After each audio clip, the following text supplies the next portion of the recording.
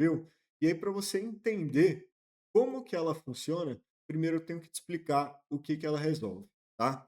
Qual que é o fluxo de quem desenvolve projeto aí dentro de um escritório de arquitetura? Seja o dono, seja o estagiário, tá? A pessoa tem que baixar a textura do fornecedor. Qualquer escritório que tenha um pouco mais de tempo de mercado sabe que isso entrega muito valor para o escritório, porque você no 3D já valida uma escolha que você teria em loja. Se você tem pouco tempo de escritório, você fica muito mais seguro de tomar uma decisão, porque quando você vê ali um porcelanato, uma Porto Belo da vida, que vai custar no mínimo do mínimo R$ 200, na hora que o cliente te pergunta se isso vai ficar bonito, tem que ter na ponta da língua que vai ficar bonito. Senão você não vende a ideia, ou pior das situações, fica feio, né? E aí fica feio para você, não fica só feio na casa do cliente. Então, esse é o fluxo dentro do projeto, né? E aí, quando a gente tenta trazer essa textura para o 3D, o que, que pode vir a acontecer, né? A escala não bater, então às vezes você está procurando uma textura que está compatível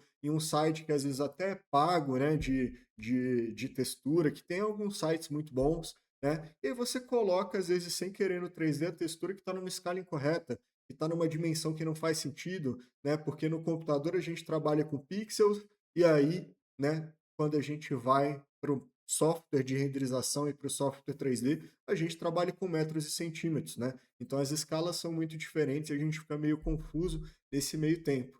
A paginação também, né? A paginação, ela é muito, muito importante e às vezes ela fica estranha ou ela nem bate, né? O pior das situações. O pior de tudo, na verdade, é você ficar limitado a esse tipo de paginação aqui, né? Que é a horizontal e vertical de forma mais ortogonal, e você não conseguir testar nada no seu 3D, porque se torna quase que completamente inviável a gente fazer uma textura diferente, né? Fazer uma escama de peixe, fazer uma textura desencontrada para a gente colocar um vinílico de um fornecedor. Então isso se torna completamente impossível de fazer, né? A gente joga no time que está vencendo dentro do 3D e a gente não sai desse tipo de paginação padrão que a gente tem aí dentro, né, dos softwares que a gente tem disponível. A não ser que se você seja um artista 3D, né, e aí no 3D Max, no Corona Render, no Blender, já existem algumas formas aí disponíveis para você conseguir fazer essa paginação, mas nenhuma delas é tão intuitiva, tá? Então, vamos junto aqui que eu acho que você vai se surpreender.